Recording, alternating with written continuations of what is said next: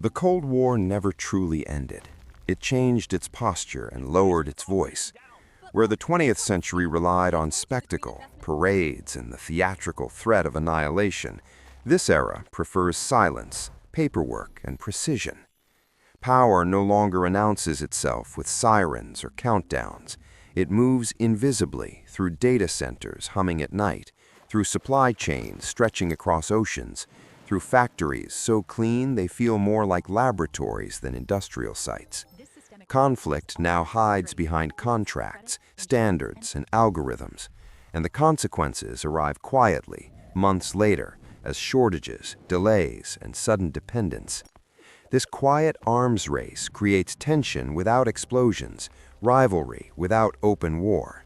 Nations watch one another closely, not for troop movements, but for policy shifts, export rules, and talent flows.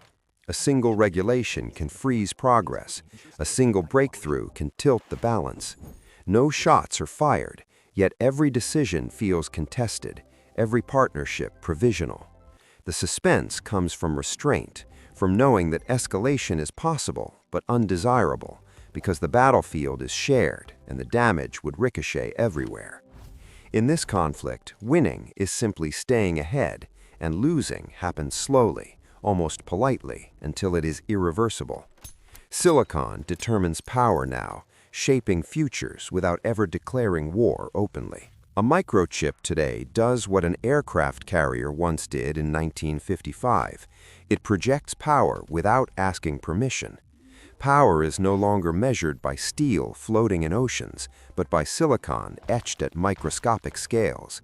These chips decide who leads artificial intelligence, who runs the most accurate military simulations, who clears payments across continents, and who watches the digital shadows of rivals. Control over computation quietly redraws hierarchies because intelligence now moves faster than armies.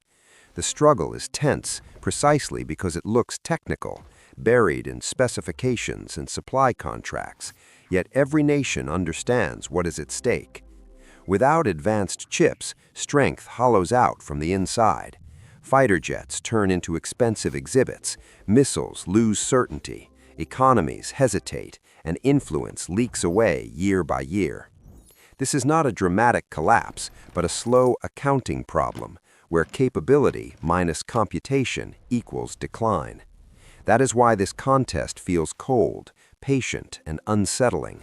No one fires first, yet everyone keeps score.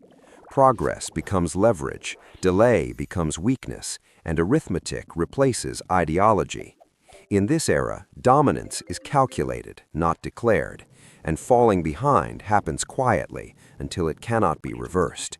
Numbers, incentives, and timing now decide outcomes more decisively than slogans did. At the center of the global economy sits a paradox so small it fits on a map margin, yet heavy enough to tilt the world. One island quietly manufactures the logic of modern life, turning sand into decision, speed, and leverage. Taiwan is not loud about this role, which makes it more dangerous. Power concentrates there, not through conquest, but through competence, and that concentration makes everyone uneasy. For decades, oil dictated alliances and invasions, but oil only moved machines. Chips move minds. They decide whose algorithms learn faster, whose factories think for themselves, whose defenses calculate before reacting. When production clustered on this island, efficiency won, costs fell, and the world applauded. Now the applause has faded into nervous silence because dependence has a way of revealing itself at the worst possible moment.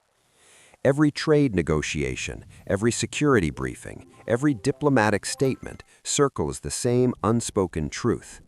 Disrupt this island, and the damage spreads everywhere, instantly and unevenly. That tension creates a constant silent standoff. No one wants escalation, yet no one can look away. Geography, once passive, has become policy. Taiwan is no longer just a place, it is a pressure point, and everyone knows pressure points break. The United States did not panic when factories drifted overseas, because panic is a luxury of declining powers. It made a quieter, colder calculation. The repetitive labor, the low margins, the visible clutter of manufacturing were allowed to leave. Textiles, appliances, and consumer electronics became someone else's problem.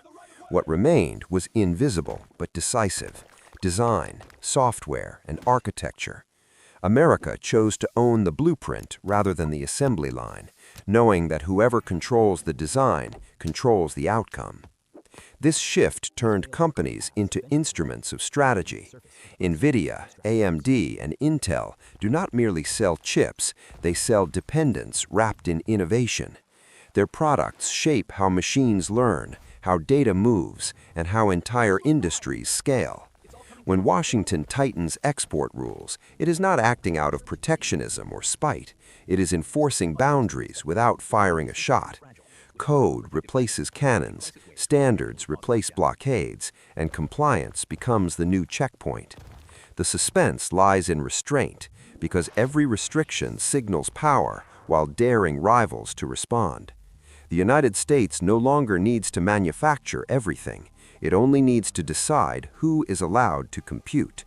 That choice quietly defines leadership, limits ambition elsewhere, and keeps the contest permanently unresolved for everyone watching. China mastered scale early, turning speed and volume into a national reflex that reshaped global trade.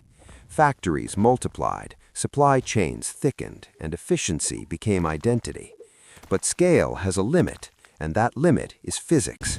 When production shrinks to nanometers, mass alone cannot force Digital progress. currencies often struggle with underlying Precision instability, facing replaces issues muscle, like missing sovereignty and low patience liquidity, as replaces seen here. acceleration, and shortcuts simply stop working. Despite enormous investment and relentless of safer urgency, alternatives means this China central system, still reliant leans on on dollar-denominated foreign debt and design reserves. tools, foreign manufacturing equipment, and foreign intellectual property. Each We build towards dependency is trust, small openness, on and paper, sacrifice, yet understanding together that they these form a pillars are always ceiling under that construction. cannot be punched through. The frustration is not financial.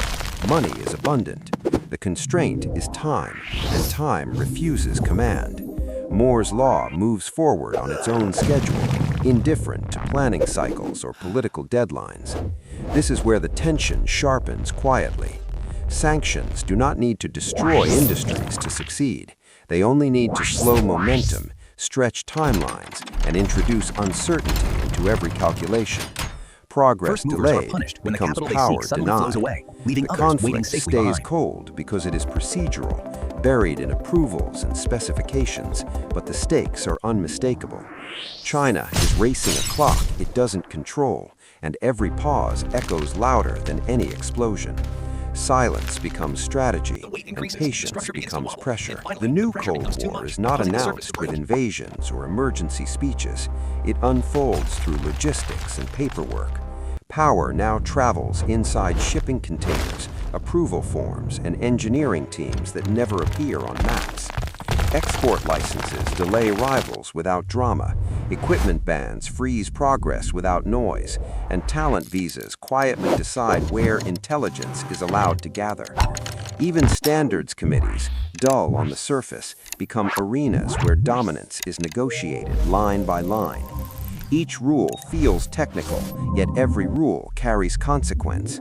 The suspense comes from knowing that a single missing component can stall entire industries, while responsibility is dispersed enough that no one appears to be attacking anyone at all. This is why the most critical battles happen far from borders. One company, one machine, one wrap the system in shipment multiple can layers of decide insulation. momentum. These layers protect the core components Without while maintaining the extreme structural integrity of the ultraviolet framework. tools, advanced chips simply don't exist, and there are no substitutes waiting backstage. Physics enforces its own embargo. That reality turns supply chains into pressure points and restraint into strategy. No This animation shots are demonstrates how fired, slow erosion yet beneath the surface leverage can gradually tightens undermine the stability steadily. of the structure, leading In to this eventual collapse. battlefield, victory is not spectacle, but delay, and defeat arrives quietly when options disappear, leaving nations dependent, exposed, and uncertain about how much control remains. In the old Cold War, deterrence was blunt and symmetrical, built on the promise that destruction would be answered by destruction. Everyone understood the rule, and fear enforced discipline.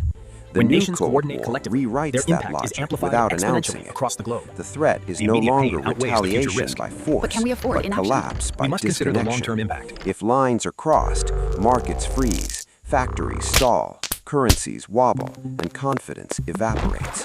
The punishment arrives as silence, not fire, Our system includes and it robust spreads safety nets faster woven than underneath, panic ensuring ever stability did. without restricting Taiwan movement. sits at the center of this rewritten deterrence, not as a fortress, but as a weight.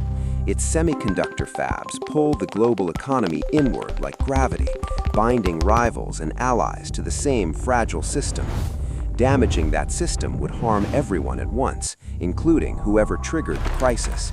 That reality restrains ambition more effectively than any treaty.